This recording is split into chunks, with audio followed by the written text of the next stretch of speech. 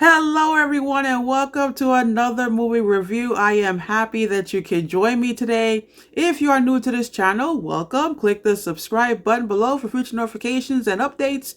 Click the like button to share this content with other movie fans. Okay, so today is October 4th, and I got back from the movie theaters to see Joker Folie à Deux. This is probably one of the most anticipated films of the year. So I've been looking forward to this moment all year long. So let's get right into it. Joker Folie à Deux is the sequel to the 2019 film The Joker. It is considered to be a musical psychological thriller. It was directed by Todd Phillips. It stars Joaquin Phoenix as the Joker, aka Arthur Fleck, and Lady Gaga, who plays Harley Quinn.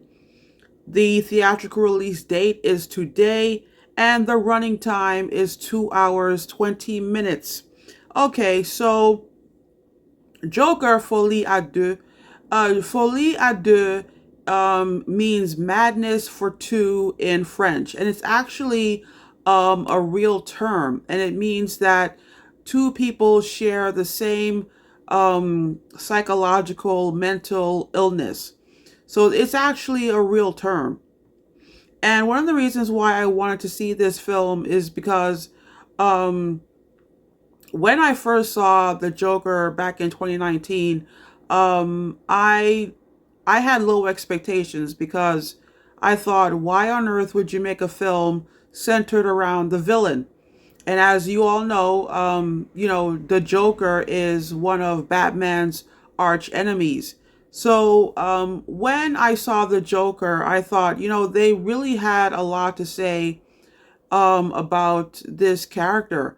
And so what what I was interested in walking into this movie is I've always wanted to know or get some sort of understanding as to how a woman can fall in love with a guy that's behind bars. Now, in real life, some men do find a girlfriend or a wife while they are in prison. And I thought that, using the Joker Harley Quinn romance to explore that would make an interesting idea. So that was what I was hoping for going into this film. So the movie starts off with Joker being in the Arkham Asylum, and this was right after he killed Murray Franklin, which is the TV show host that he killed in the first Joker film. So the film picks up where Joker left off, and the Joker is waiting for his trial to start. So to keep him occupied, he begins music therapy. And it's there in a music therapy session that he meets Harley Quinn. Um, and then that's where the musical aspect of the film starts. And basically, while the Joker and Harley Quinn fall in love, the Joker is also going through the murder trial where he is charged with killing 5 people, including Murray Franklin. And what's interesting about this film is it's not your typical musical film, because in a musical film, and I've watched my share of musical films since I was 9 years old. Um, Typically, most musical films have original songs. This one doesn't. Um, we call it a jukebox musical, where the musical is basically consisting of songs that come from other places or other musical films or popular albums and whatnot. So this is a jukebox musical. So there are no original songs here. And usually in a musical film, the music number, the song and dance numbers either contributes to characterization or it moves the story along. That's not what you see here in Joker Folie à Deux. The musical numbers is supposed to be moments where the Joker, more so than Harley Quinn, but both of them. But it's used as a way for the Joker to escape from his grim reality. And so when he falls in love with Harley, it's like she brings this level of sunshine into his life that he doesn't have. And so it's interesting to see um, the places where his mind just escapes from reality, which is what the musical numbers are supposed to show you, and and what he's imagining, and like he comes off as this romantic because there are a couple of numbers where Joker and Harley Quinn are waltzing. Um, and then there's one sequence where she's playing the piano and he's tap dancing. Um, so it's interesting to see that side of the Joker that we never saw before, whether it's in the Batman movies or even in the first Joker. So Harley Quinn brings out a side of the Joker that we just don't see, where you're like, oh wow, he's actually capable of loving someone else. And what I really love about this film is the fact that they meet in music therapy. I don't think I've ever seen a movie in which we show what music therapy looks like, and there are actually music therapists. That is an actual job, an actual occupation. There are art therapists who work in hospitals. There are music therapists who work in hospitals and prisons and different places like that. It's a social science job, and so it's nice to see um, music therapy sessions. It's not much, but you do see it.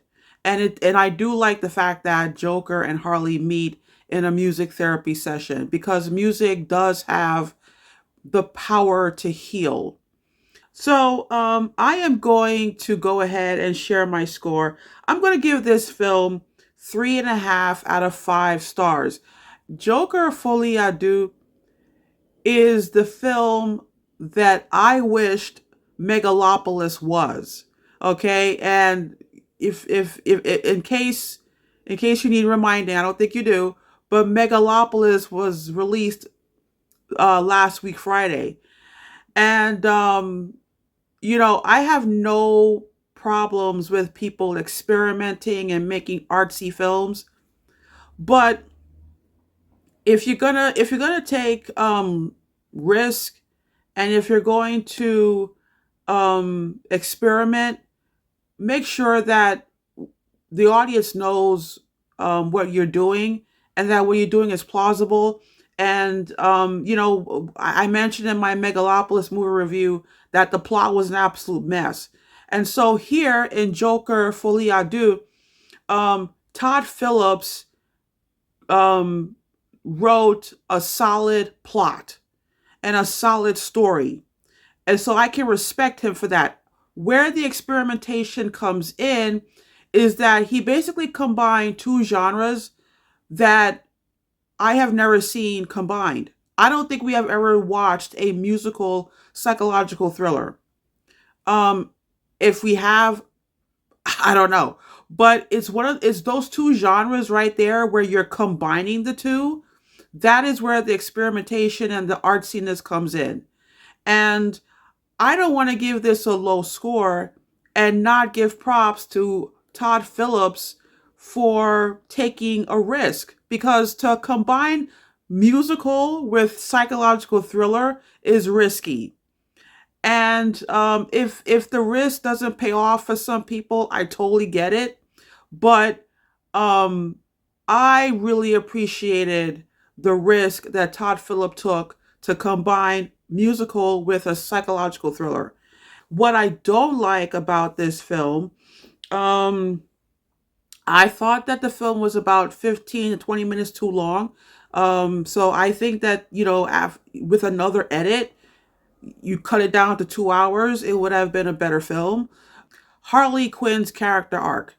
And this is something that I don't think I have discussed in the past since I became a movie critic. But in case you need a definition, the character arc is defined as the transformation or inner journey of a character over the course of the story.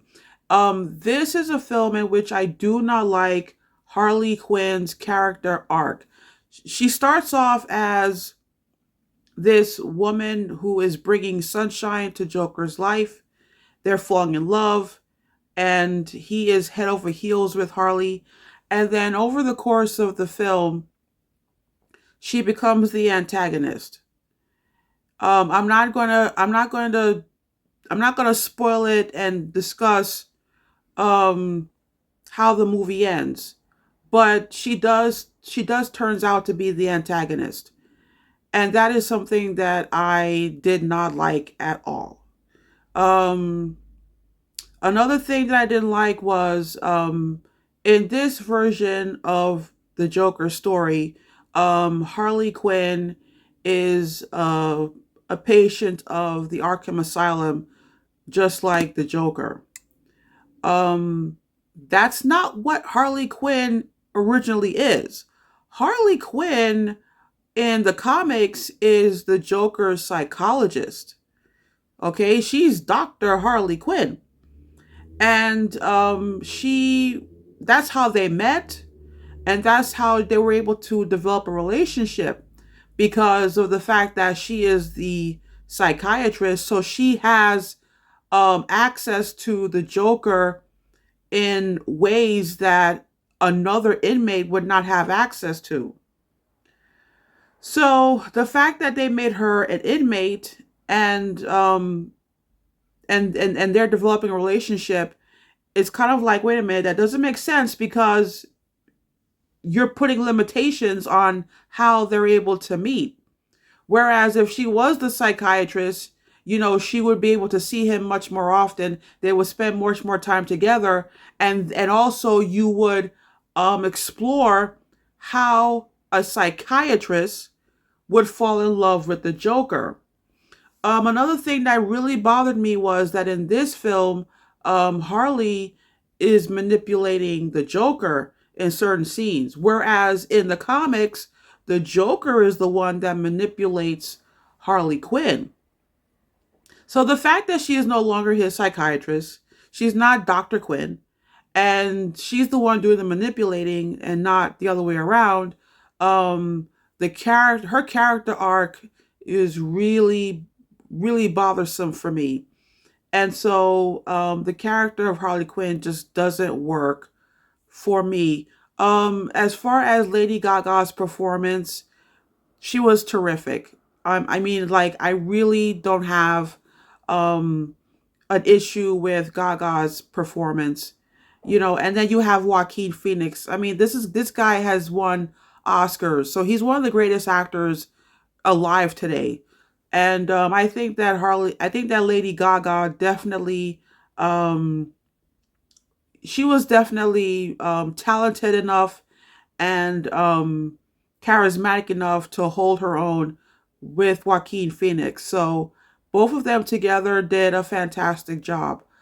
So that's all for today, my friends. I tried to keep this review as short as possible, but I had a lot to say.